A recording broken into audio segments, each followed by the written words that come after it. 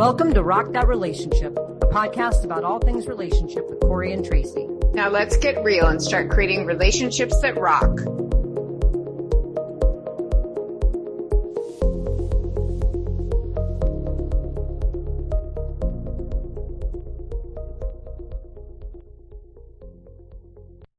Welcome, everyone, to Rock That Relationship. We are here today to talk about shifting mindsets. It's all part of our series on self-love, and we are going to be talking all about mindsets, how to get to the point where your mindset encourages that self-growth, self-love, self-work, all the things that want to, help you want to be a better person. So, yay, exciting topic, right?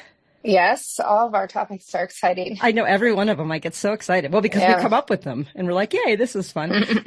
So let me just start by asking you this. What do you think mindsets have to do with self-love? Like, why are we even talking about this? Well, I mean, obviously, if you have a good mindset, I would assume that would be across the board about a lot of things, including yourself. And if you have the people I've known with negative affect or negative mindset, that really, I think, comes from within. Yeah, absolutely. It doesn't help them. Yeah, sometimes you feel like your mindset, if you have kind of a negative or a detrimental mindset, it can drag you down, right? And yes, it's hard. It feels heavy.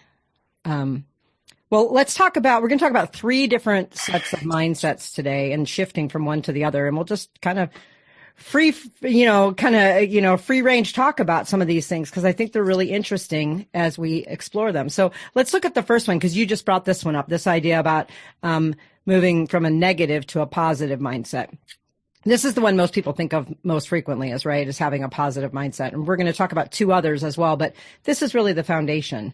So I don't know, on a scale of like 1 is negative and 10 is positive, where do you think your mindset is in this present time of your life? Like in general, or in relation to specific topics like self-growth and self-love? I mean, we do both. In general? Yeah, in general. Yeah.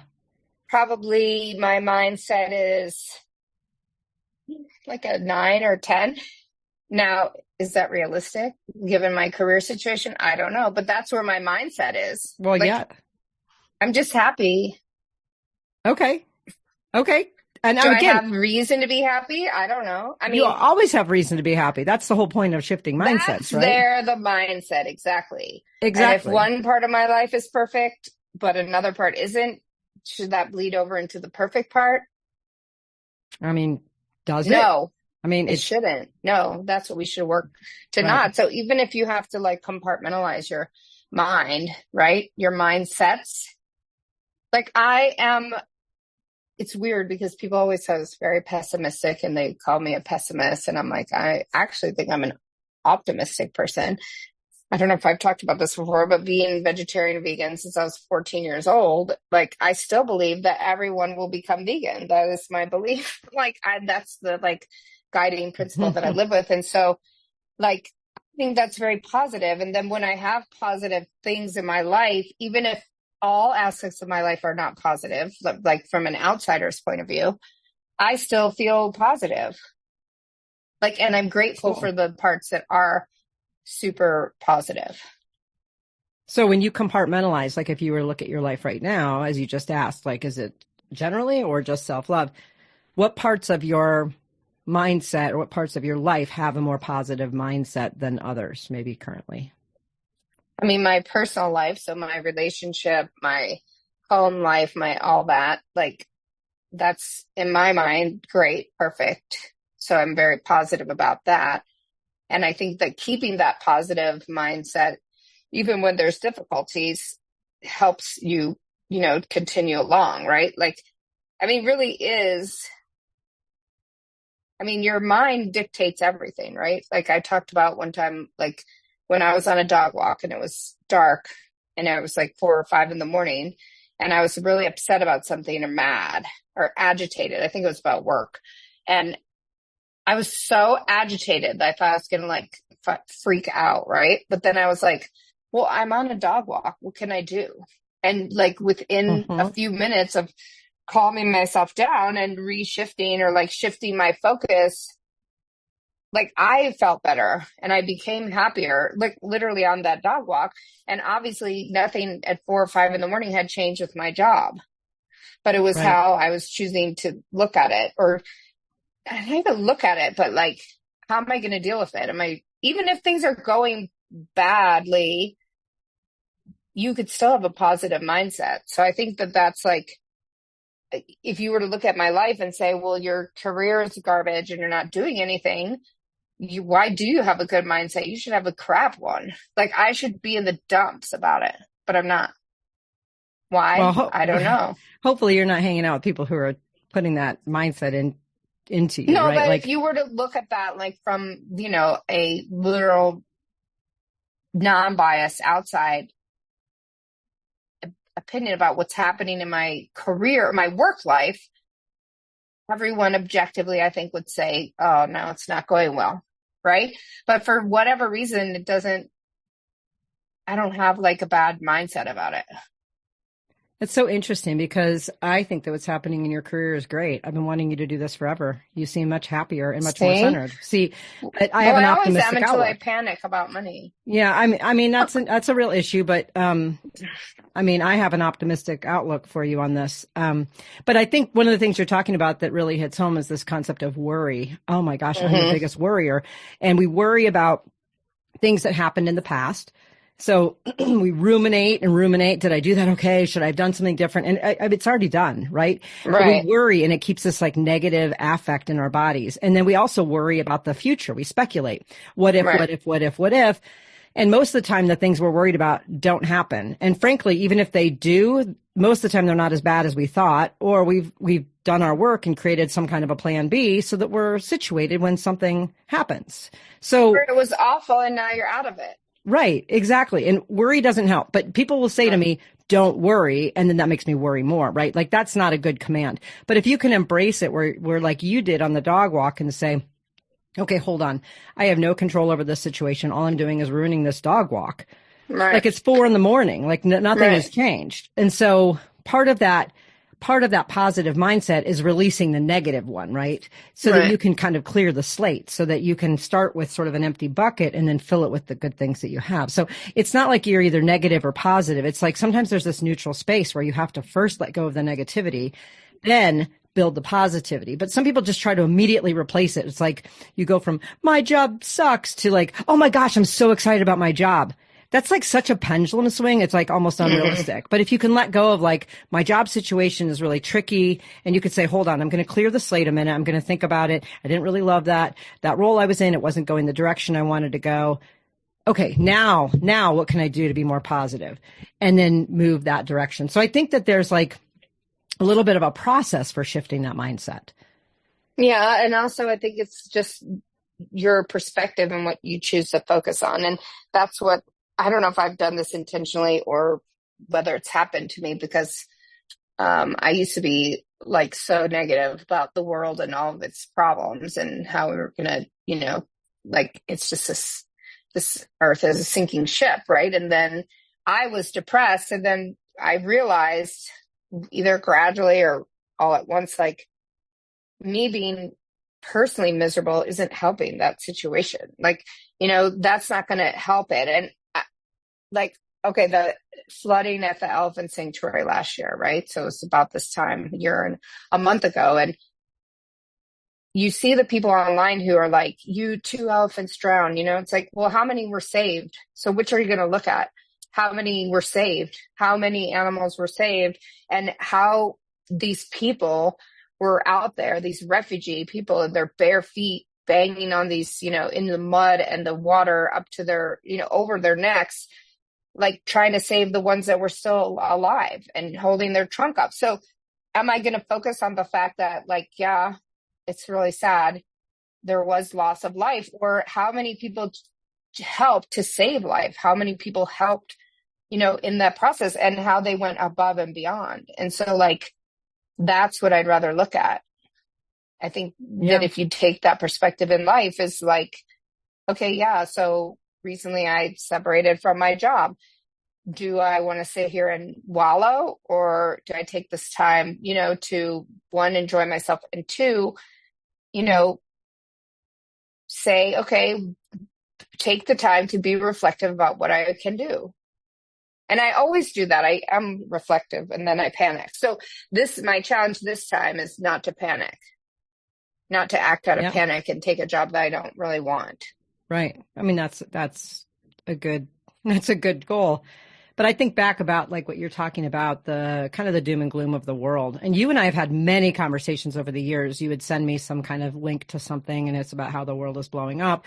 And I would tell you, like, I can't go there right now. Like, I would draw boundaries, and you and I have talked about it. And it's like, what's the difference between drawing boundaries and putting your head in the sand? And I was like, I can't be all consumed with negativity all the time, because it makes it almost impossible for me to be positive about things that are even unrelated to that. It's just like, it's just so heavy.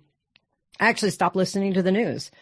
I can't carry all of that. It's not that, I mean, I do read through headlines. You do news, right? I do news, but I stopped listening to all those like news, political shows and like incessantly every day. And I flip through headlines and I read stories that are of interest to me, but I can't be all consumed with the negativity. And the same with people in my world. Like, if they're just negative Nellies, like, it's hard because I want to be positive. Like, if I were looking at my scale, I probably am somewhere consistently around an 8 to 9 consistently in every area of my life. Sometimes I dip down if there's something going on, but I have a pretty strong set point for my positivity. And I know the things that bring it down. And so I don't want to surround myself with those. And so that's kind of the first step of shifting from a negative to positive, is thinking about what are those external things that are negative. We do enough negative mindset thinking on our own, right? The worry and the speculation and the rumination.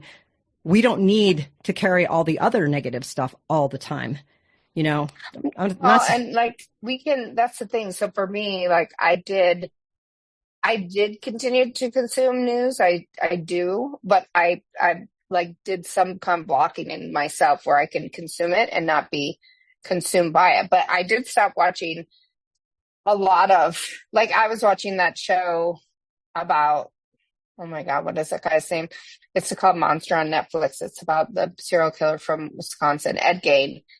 I forget if he had like a special serial killer name, but I couldn't do it. I actually said, I can't watch this. It's sick. Like, it was so sick that I was up at 1 a.m. searching the Barbie of Buchenwald and like, were these things in this show true? And then to really find out that they were.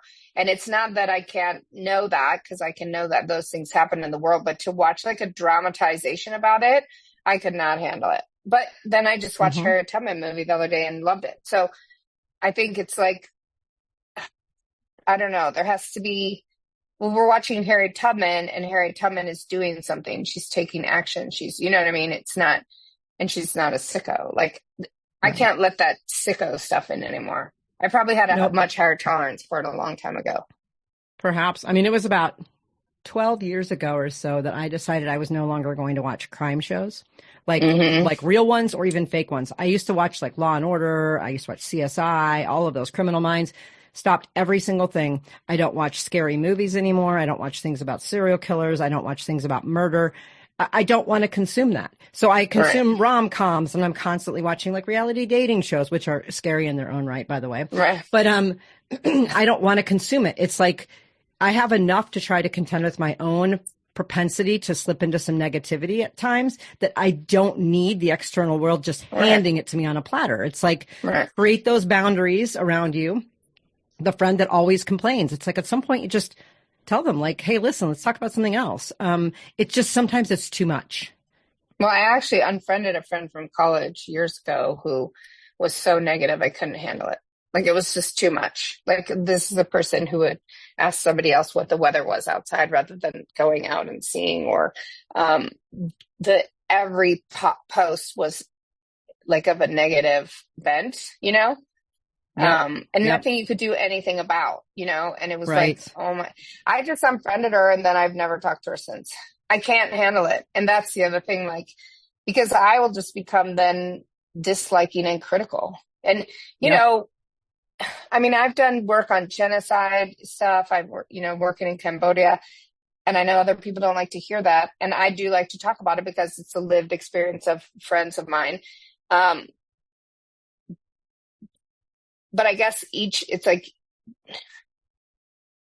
I was doing work to like help heal it. So I feel like if you are going to consume something that's like negative or negative in nature, then have like a way to do something about it. You know, like I follow this guy who rescues elephants. He's been rescuing like one or two a month, and he's rescuing the baby, and the mom are chained up, and it's terrible to see. But I'm sharing that information. I'm doing that because there can be a positive outcome, you know? Right. Like, and it's a call to action of sort too, you know, you're informing and that feels different. Well, there's a GoFundMe to help. Yeah. So yes, a call to action. Look, you can be part of erasing this negativity. So I feel like if we are exposed to negativity, then yes, there should be a way to see a positive out of it. Exactly. Well, and I think of too, like, and we've talked about this on the show, you know, in several different seasons, is the power of the law of attraction. But when it comes to mindsets, right, it's like I shifted over and started embracing law of attraction in 2021. I learned everything I could about it. And I started putting out kind of positive energy, positive vibes, kind of. It was interesting how much negativity fell off just around me, and how much I attracted more positivity. I attracted more people who were positive, more positive experiences. And just this idea that if you believe something good will happen, a lot of times something good will happen, or at least you see it as good, right? So maybe the outcome would be the same, but you're seeing it as good. And that's the thing. It's like, I had a situation where I just bought my car this summer. I was so excited about it. And, someone backed into it and crashed the back of the car. And I was like, well, it is what it is. Like, took it into the collision center. I didn't have to pay anything for it. I didn't have it for a couple weeks. So I could be really upset about it. Or I could think, hey, get this. I'm going to the Grand Canyon during that time, and I'm going to have a rental car, and I don't have to put miles on my new car. I can take a rental car. So I was like, hey, this is kind of cool. You know, like, I put out into the universe that I wasn't upset about this, and not that I was happy about it, but I put out to the universe that I was not really angry. And the universe sent me a response back that was a total mindset shift about how to look at this. What most people would be upset about, you know, I could see as had a positive bent to it. You're good at that. Well, do you put out positive energy, do you think? Well, yes. And I just would like to note that we did meet in 2021. So I guess you putting out that positive energy, Drew. I mean, we've talked about that before, like, to be like that we met at the most opportune time, right? If we had met before, things probably wouldn't have gone the way they did. But it's hard for me to fully embrace that. Like, I do embrace, you know, manifesting. And I told you I'm going to get back into it. And I mean, I do generally try to have a positive mindset, but I also feel like that makes me concerned that then the thought is, oh, okay, well then somebody who is a victim of crime or something terrible happened to them, somehow they drew that to them, you know? So it's tricky. Yeah, I don't know that law of attraction is about bringing experiences to someone. I think it's about bringing feelings to someone. So it's like someone doesn't put out into the world all this stuff, and then all of a sudden something horrible happens, and thus they deserved it because they must have been manifesting it or must have been attracting it. I don't think people attract those things. I think they attract feelings. I think they attract maybe opportunities, those intangibles, right? So if I'm putting kind of a positive view out into the world, I'm getting a positive view back. I'm not getting, like, people think of like manifesting and stuff as like you're just getting like a check in the mail. Like, it's not usually those tangible things. It's not like something just arrives to you. So it's not, so I see that as both like not happening in the positive realm, but I also see it as not happening in the negative realm. So I don't think that we like secretly or subconsciously manifest horrible things to happen to us. I think things just happen, but I think what we manifest is the feelings around it. It might be like my mom. I don't think that because my mom died, I manifested that, but I will tell you during the process after her death, I put out a lot more positive energy about how to see, you know, what could be good in this. And a lot of things came from that.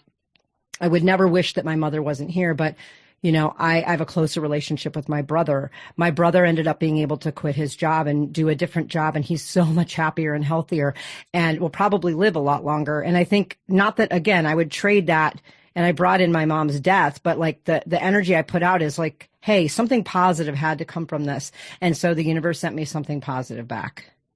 Well, and that's more like making making lemonade out of lemons, right? I mean, because what, your mom is a sacrificial lamb for your lives? Like, what was your mom's path? Like, your mother didn't do anything to deserve what happened to her, And so it's like, why did that happen to your mother? I mean, if you're into karma, you could think that something had happened in a previous life and she had a lesson to learn. I mean, it's so complicated, right? Because there's some of these aspects that I really believe in and some I don't. Because there's no way that she deserved what happened. So, yeah. But again, I don't believe that that's manifesting or law of attraction. I just think things happen to people because she was such a great human. I mean, she didn't deserve to die. And people who die or have bad things happen, they don't typically deserve them. They just happen. But it's the mindset, right? It's the looking at things and saying, I could be victimized by this, which some things are so terrible and people are victimized. And sometimes you can just say, we're making a mountain out of a molehill, like someone backing into my car. Right. Or you're choosing to look at other aspects of it. Like, right.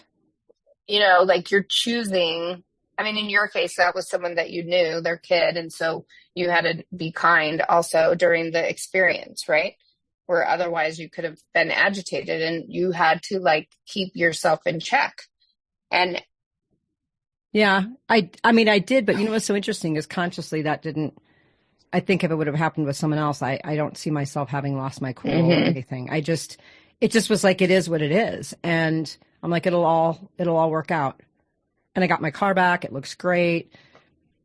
So, I mean, it's hard because bad things happen to us. And so do we want to be Pollyanna-ish about it and say we always have to be positive every time something bad happens? Right. That's people, call that toxic positivity. Exactly. But I do think that there's an in-between somewhere, right? Where you can say, if I were to say, oh my gosh, it's so great that you hit my car. I was hoping that you would. No, that's ridiculous. Right? But I can also say, listen, it's not the end of the world. No one got hurt.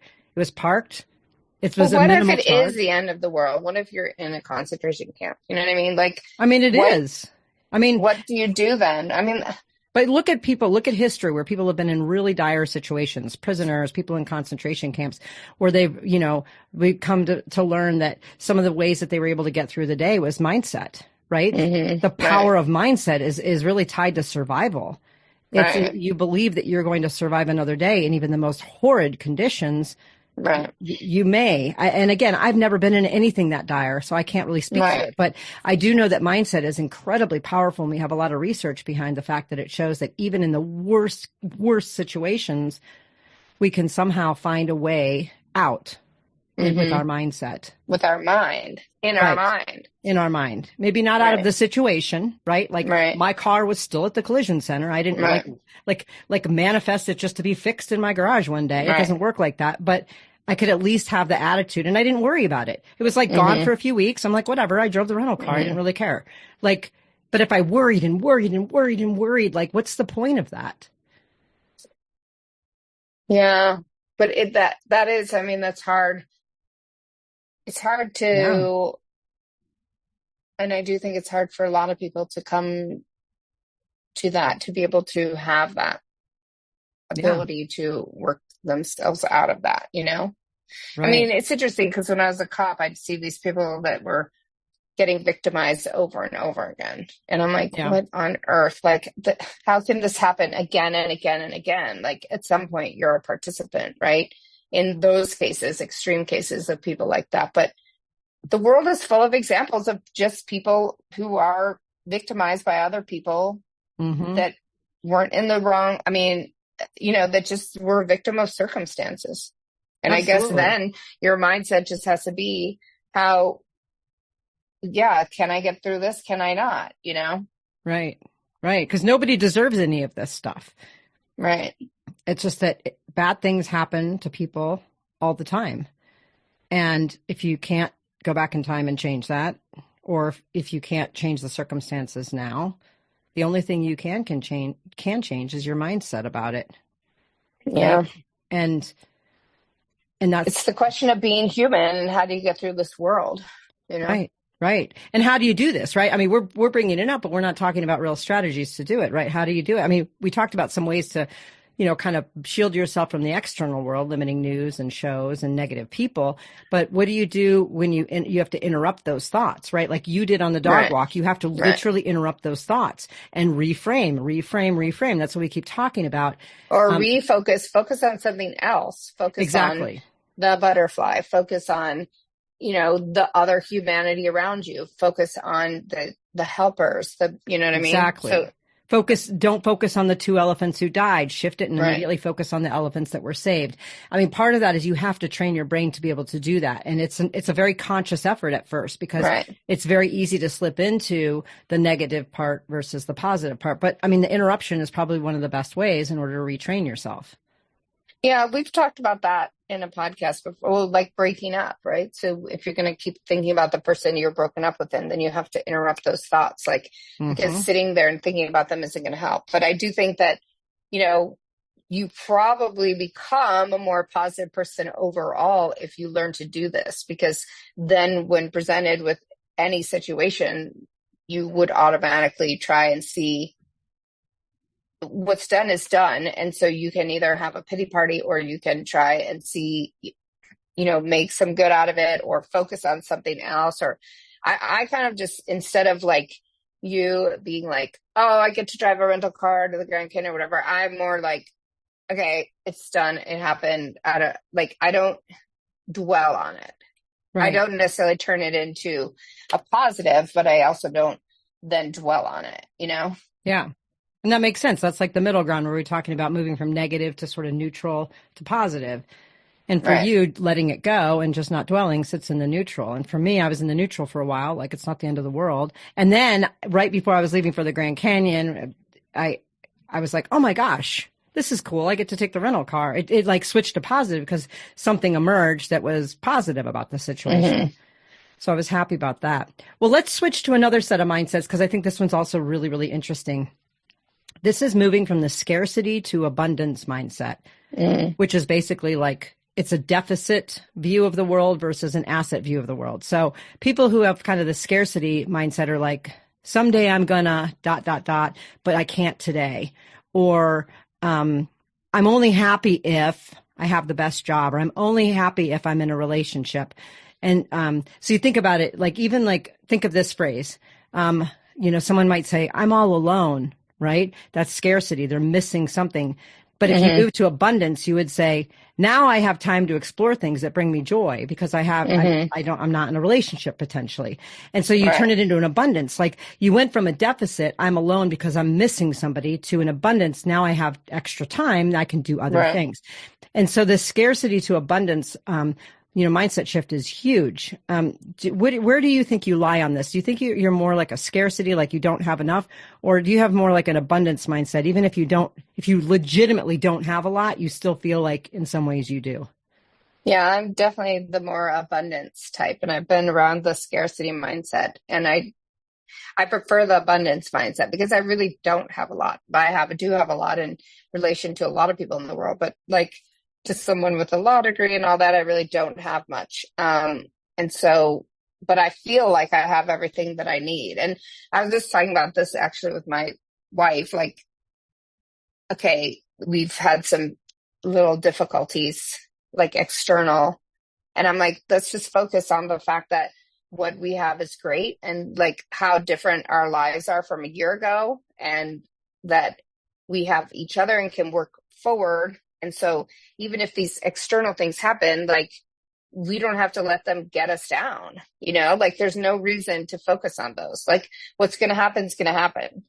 And like, why don't we just focus on us and what we're doing and our, family?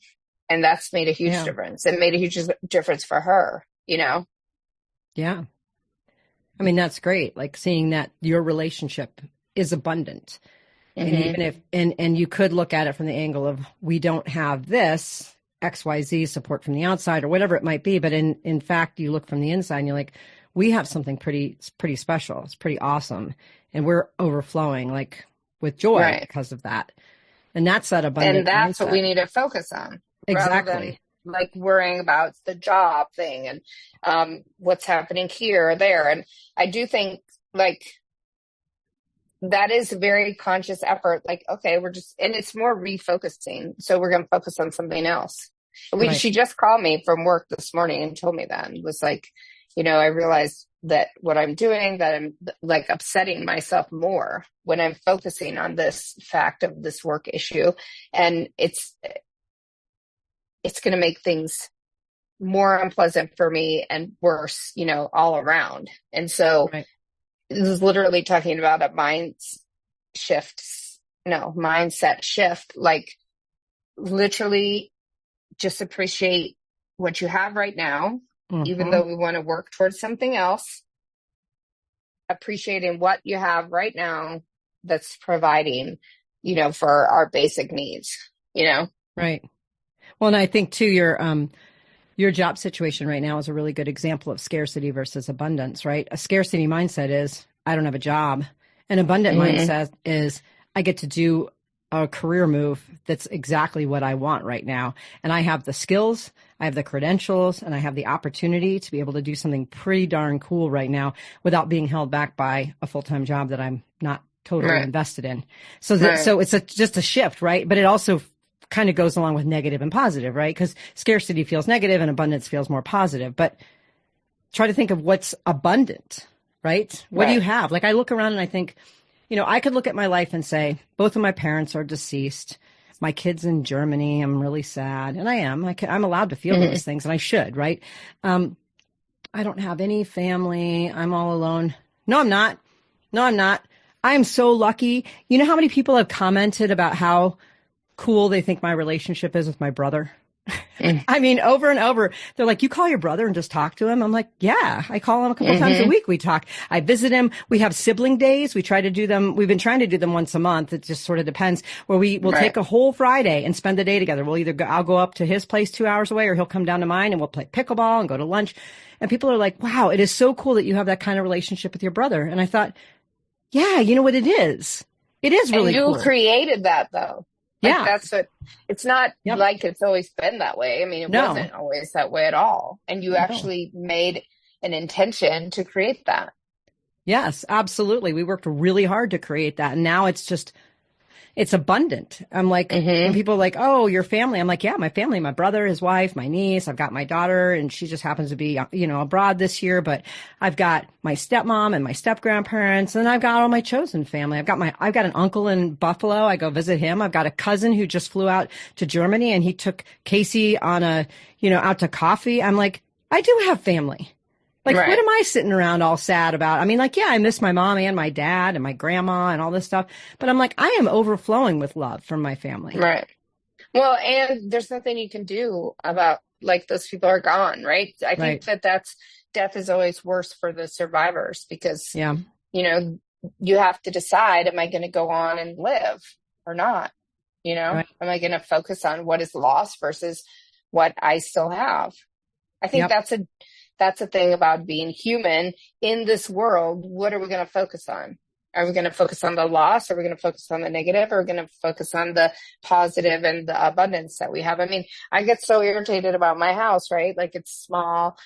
Now there's 5 of us here with 3 dogs and a hedgehog. And I'm like, oh my God, and I could smell the hedgehog this morning. Then it took me 20 minutes to clean her thing completely out, right? Let her outside and run around. And then now everything's perfect, right? For another week.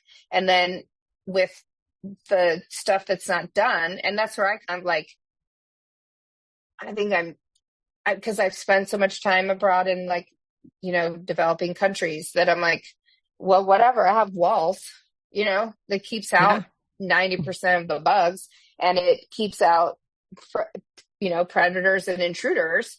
Like, who am I to complain? Okay, so the guy screwed me over and didn't finish the exterior of my house, and it looks like crap, but whatever. Like, other people can't stand that. Like, they cannot, if it doesn't look good or it's not perfect. And my mindset is, I can live inside. I'm not exposed to the elements. yeah, it's not beautiful, it's not finished or whatever, but I'm not in any danger. I'm not drinking dirty water, I've got fresh running Exactly. water to my house. Like, okay, so some of it looks like crud. Yep. Exactly. It's being grateful for what you have, right? Right. And it was interesting. I just yesterday and today I was listening to this podcast. I love Mel Robbins, and I'll link to it in the show notes. But she was interviewing this guy on there. His name's Dr. Karl Pillemer, and he's the director of Cornell University's Legacy Project. And he basically interviewed people in their 80s, 90s, and even hundreds. And he asked them kind of like, what's the key to success in life or happiness in life? Basically, looking back now, what would you say about life? And there were a bunch of things, and I'll bring up a couple more as we talk through. But the one that sort of fits in this with the abundance mindset is they said, say yes to opportunities. Right? Say yes to opportunities. And, someone invites you to dinner, say yes, right? Like that's the abundance part, right? It's like, wow, there's someone asking me to dinner. And if you keep saying no, those opportunities are eventually going to go away.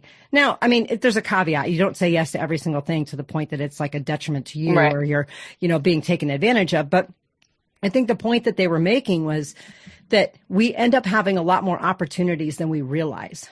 They're given to us. They're shown to us. Sometimes we make them intentionally and sometimes we make them inadvertently.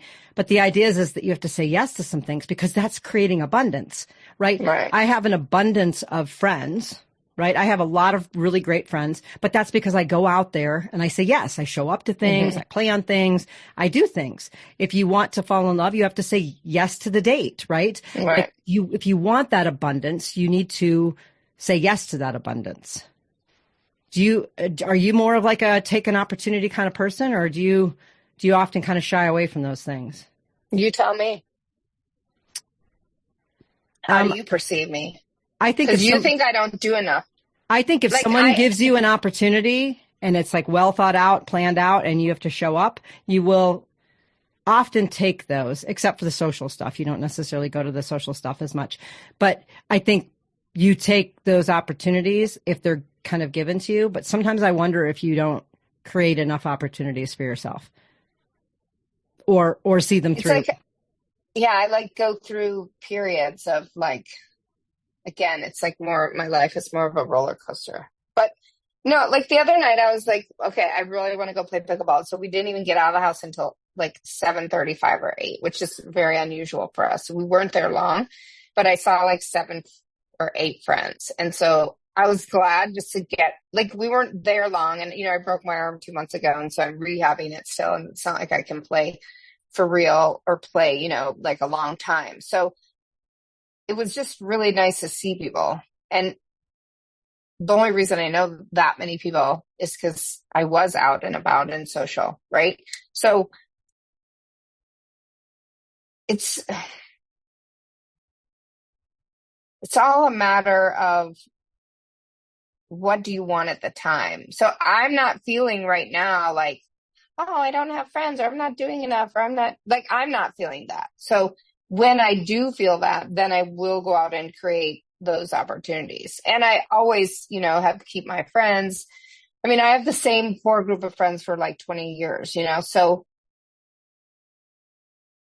that is important to me. And it is important to me to keep connections, but I don't do the same way you do. Like we're very different.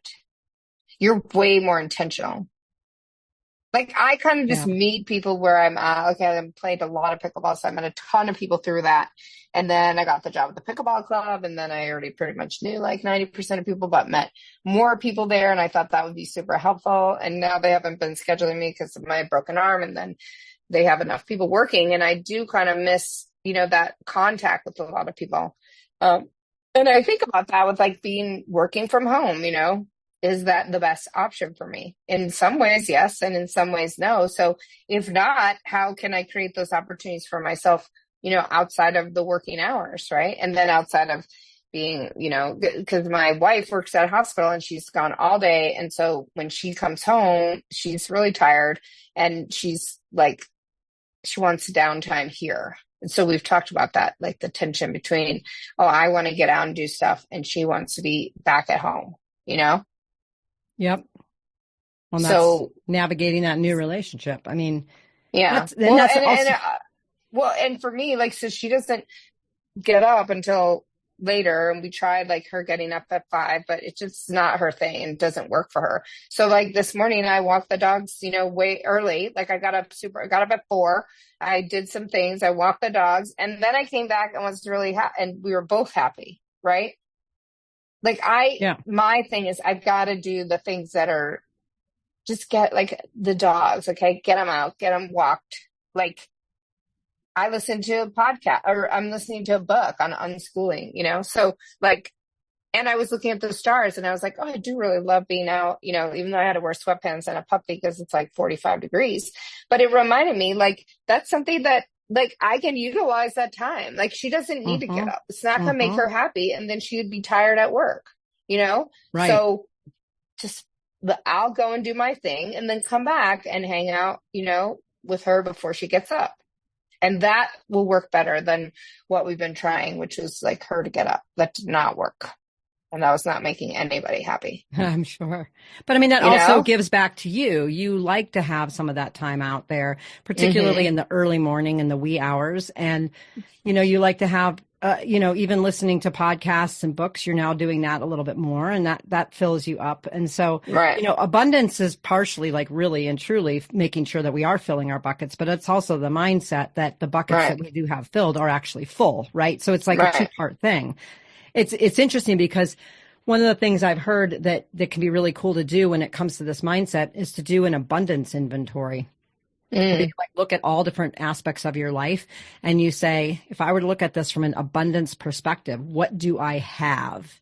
Right? What do I have? So I think of like right now, continuing to work on my fitness. I could look at it as a scarcity mindset of like, I really wish that I could have better abs and better balance. And, those are goals, right? But my abundance mindset is, how cool it is that I live like literally like 5 minutes from Tumamoc and I can walk it. I got a great neighborhood walk. I've got hiking trails at the end of my street. I found out that I get a discount at LA Fitness through work. And I was like, cool. So I joined them and I've gone to yoga, and I'm like, okay, so the abundance is that I have all these opportunities. And the abundance also is that I have flexibility with my time schedule for work. Right. And so I'm like, you know what? That's awesome. And the other abundance is that I do have the motivation and I do go out every day and do something. So instead of looking at the fact that like, my abs aren't what I want them to be, I can look at the fact that I have all these opportunities to do the things that bring me joy and help keep me healthy. So do an abundance inventory. I mean, I was just health for me, or fitness. That's not even health. That's just fitness. But look at all your stuff, your family, your job, your social life, your health, your projects, your hobbies. I mean, your all of that stuff, and say, what is abundant in my life? And if you're really lacking the ability to find anything abundant because there just simply isn't, then maybe that's a call to action, right? To go actually fill your bucket so you have some abundance. Right. Figure out what those are. I mean, that's the thing. Like, there's times when I can get down about like, oh, Tucson's so lame. There's nothing here. It's boring, wop, wop. Then I take the dogs out in the midday or whatever, and I have that mountain right up, outside of my house where I can go in the wash. And like, even on a sunny day, I'll ride that scooter around the neighborhood, and it's like, oh, wow, it's so fun, right? Like, could I be other places? Yeah, but anywhere I'm going to be, I'm going to want to be somewhere else. Like, that's just who I am. Right. So, if I was in Italy riding a scooter, then I'm going to be like, I want to be in Thailand, and then when I'm in Thailand, okay, when I'm in Thailand, I just like being there. So maybe that's the place to be in the future. But maybe. I mean, that's going to be like, and I look at that like, okay, I can't really go right now because of my life circumstances. I can plan to go for the future. And, thinking about, I think it's like my mindset, it's really hard to say mindset shift instead of saying mind shift set. Like, mindset shift is to be future focused and goal oriented and keep my eye on the prize, right? Of like when we can travel and when we can, live abroad at least part of the time. And then to have this home, and that, the kids are one or all three, whatever, they live here and go to college here. And then we could be like in Thailand and coming back and forth, Well, that's the abundance, right? Like your abundance, you have a place to live. It's relatively inexpensive. It gives you the freedom to be able to travel. You have places you want to go. That's abundant. You have networks around the world. I mean, that's all the abundance pieces, right? And, Right. we've talked about trying to shift that mindset of Tucson. I was like, don't stay in Tucson if you're unhappy. But I think wherever you go, you're going to find a reason to want to be somewhere else. Like exactly like you said, why not be Right. somewhere where you live in a very, very cheap, but very nice place to live in terms of like what you can afford, and then take all the extra money that you have instead of spending it on some random housing in some area is be able to travel the Right. world and do the things that you Right. want to do, right? That's the abundance. The abundance is the financial flexibility that you have by living here, you know? Well, and that's the thing. I think that you have to, that's what you have to do. Like, what is it that I want? What are the things that I do have, you know? And I mean, I just laying in my bed yesterday, I thought, gosh, my bedroom's like, because we moved bedrooms because the boys are in the bedroom I used to have. And then I was like, I never had really like spent a lot of time in my front bedroom, even though it has a view of the mountain. And I was like, this bedroom is really big and it's so spacious. And now that we put the things up on the walls, and I'm really like appreciative of it, you know? Yeah, Excellent. the ice messed up the floors, and that guy didn't finish the outside, and there's too much exercise equipment that I bought off the internet. Dogs have like taken over the brand new couch again, of course. And I'm like, but then I'm just like, well, whatever. At least I rescued some dogs and they're living Yep. the greatest life on the couch. And I have the ability to go out and about. And, I do get down on Tucson, but then like, it started raining. It's been raining for 2 days. And then I'm like, oh my God. Yes, I want to be in the Pacific Northwest for the big mountains and stuff. But then I'm like, but I don't want to have that like dreariness all the time.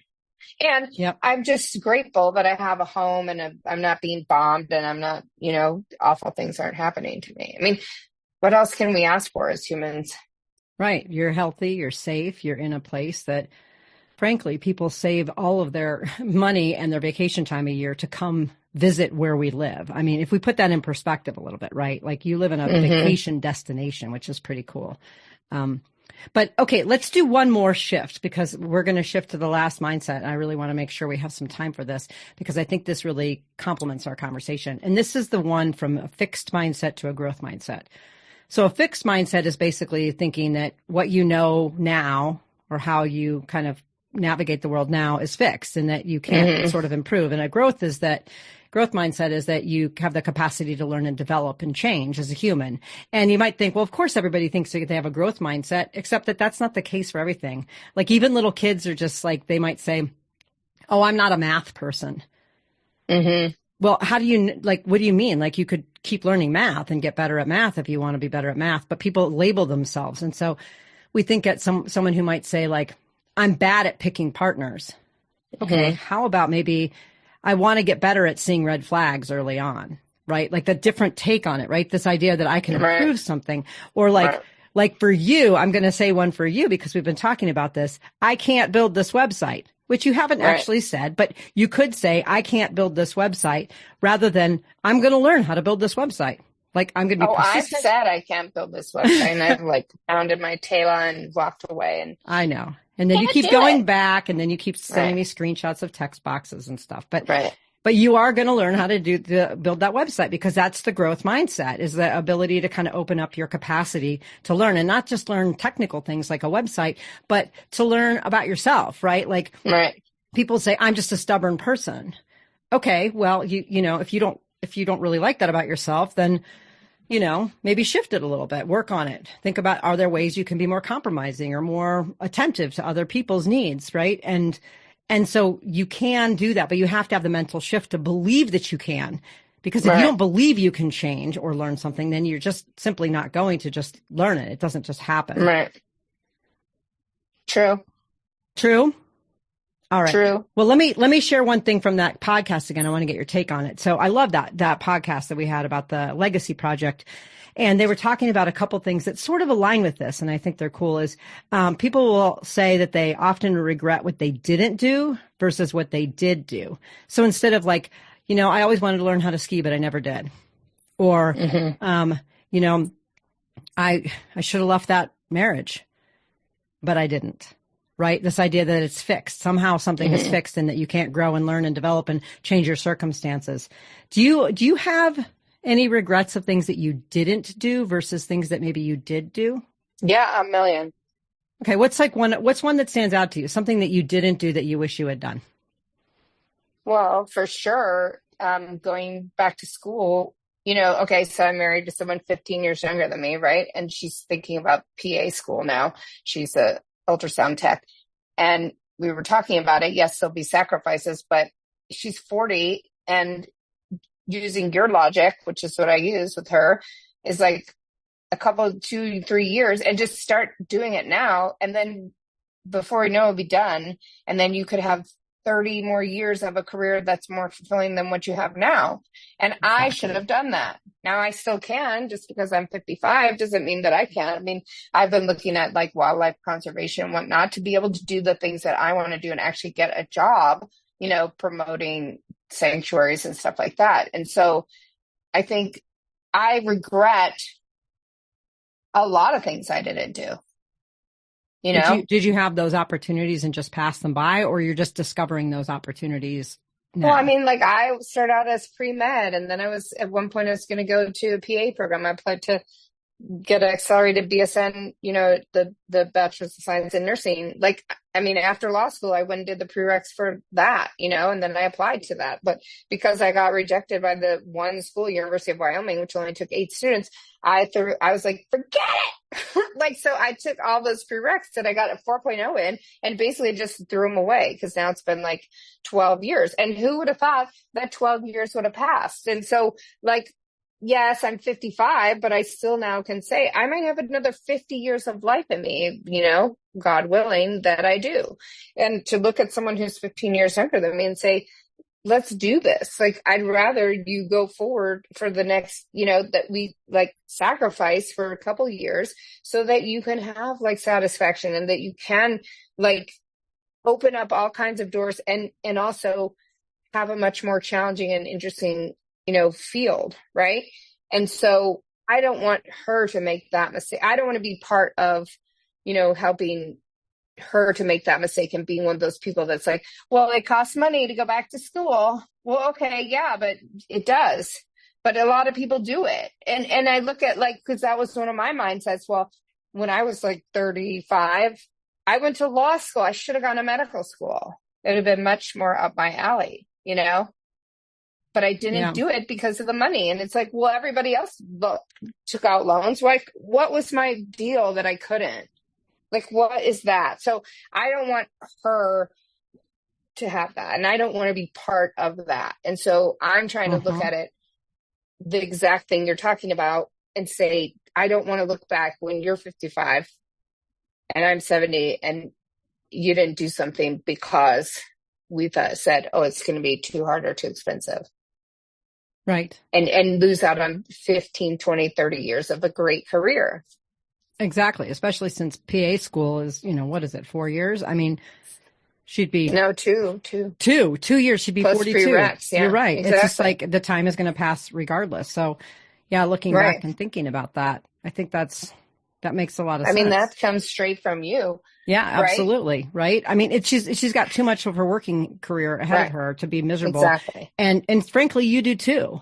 So figuring out what you want to do. I mean, I think you're on the right path right now with some of the advising and coaching and consulting stuff, because that will be something you can always do on the side. Even if you did find a full-time job in conservation, you'd still have that opportunity to bring in money here and there, which we've talked about, diversifying your income. Or you leave it all together if it doesn't make you happy. Right now, it's awesome because from an abundance mindset, you have a package deal to be able to put out in the world to make money. There's other people that don't, right? If they want to bring in a little trickle, they got to go get a job over at, a fast food restaurant or a gas station after hours. And so you're not in that situation. But and it is the whole thing about borrowing money, for student loans. I just did not. I had a real issue about that from the time I was younger. And I do feel like that really held me back, because I should have gone to a medical school.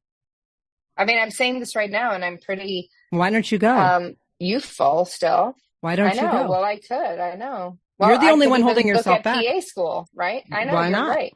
Why Right. not? I mean, Exactly. you're 55. People work until Right. 75 these days. You know, it's like Right. you got 20 years of work ahead of you. Do something Oh, that you but I do love. have to tell you something funny because so when I pick up the twins at school, this lady says, "Your grandma's here." I didn't hear it at first. And then it happened. So I was going to walk up to her and tell her, and they're like, "Speak to her."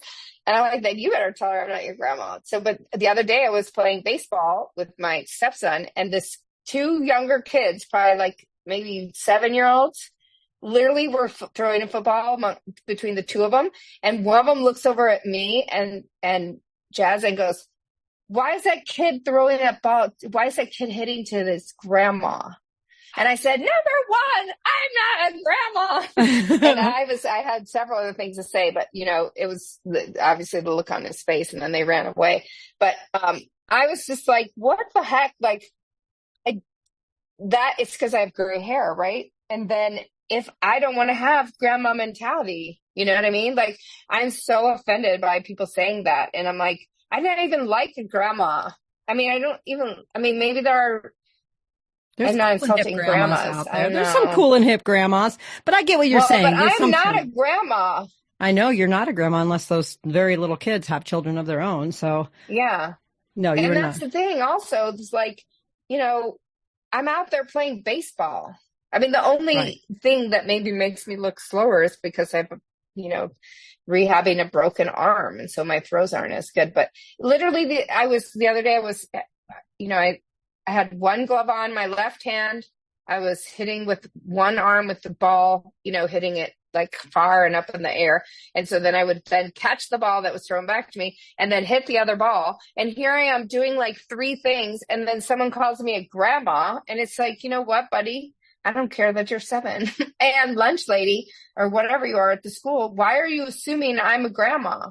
And so I don't want to have a mentality that puts me in that box either. Like my age shouldn't matter to me. And I always say that it doesn't, but there are days where I'm like, gosh, am I just too old to do anything, Right. I mean, this is clearly, grandmas are awesome. And there's a lot of really cool, hip, fun, active grandmas, but I understand that this is a trigger for you because it insinuates someone who is too old to do the things that you are still doing, still want to do, and vibrantly living your life as. So it's the kind of the metaphor behind it. I mean, that makes sense. And generationally, right? So my own grandmothers were not cool and hip. Right. They weren't. They had fixed mindsets, right? Yep. Both of them. And so when I hear that, I just bristle. Like, I am not that. And You're I not won't be them. that. Right. Those people. Yeah. I don't know. Have you seen The Last of the Sea Women, the documentary about the abalone divers in Korea? No.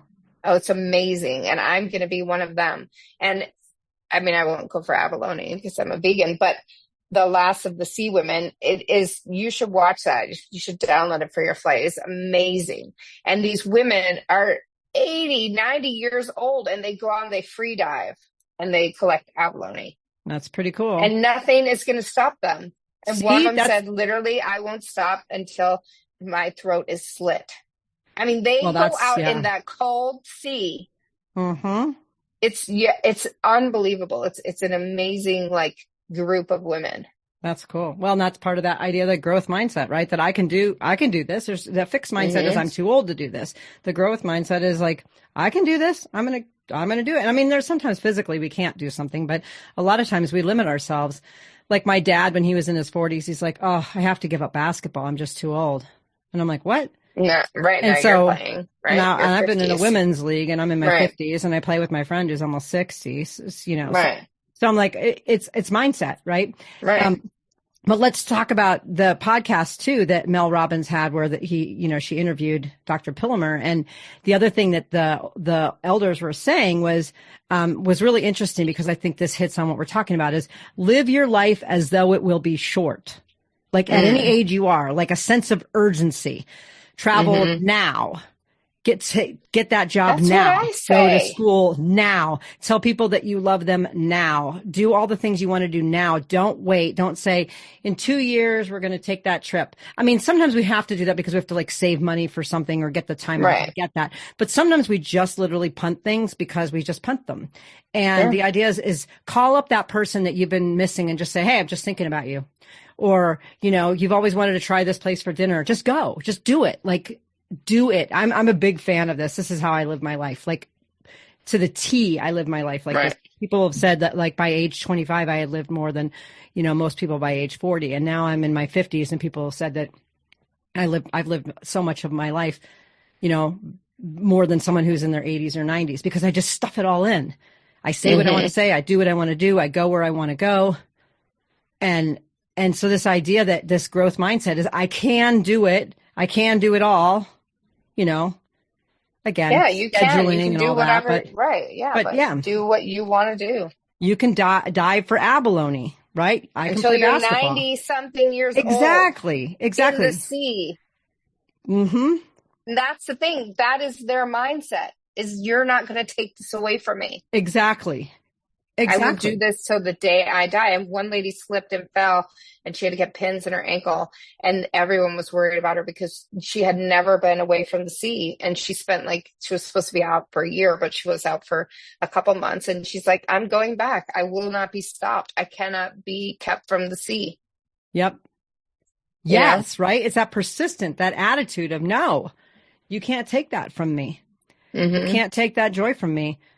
You know, I keep saying I'm going to be walking up Tumamoc when I'm in my 90s and I might go a little slower or maybe I won't. I don't know. But there's a guy who goes up Tumamoc and for our listeners from outside of the Tucson area, Tumamoc is just a little under a 3-mile round trip, paved path that goes up this hill in town. It's like a little mountain butte. And it's a pretty big elevation gain. It's over 700 feet. So it's steep at parts and it's a great workout.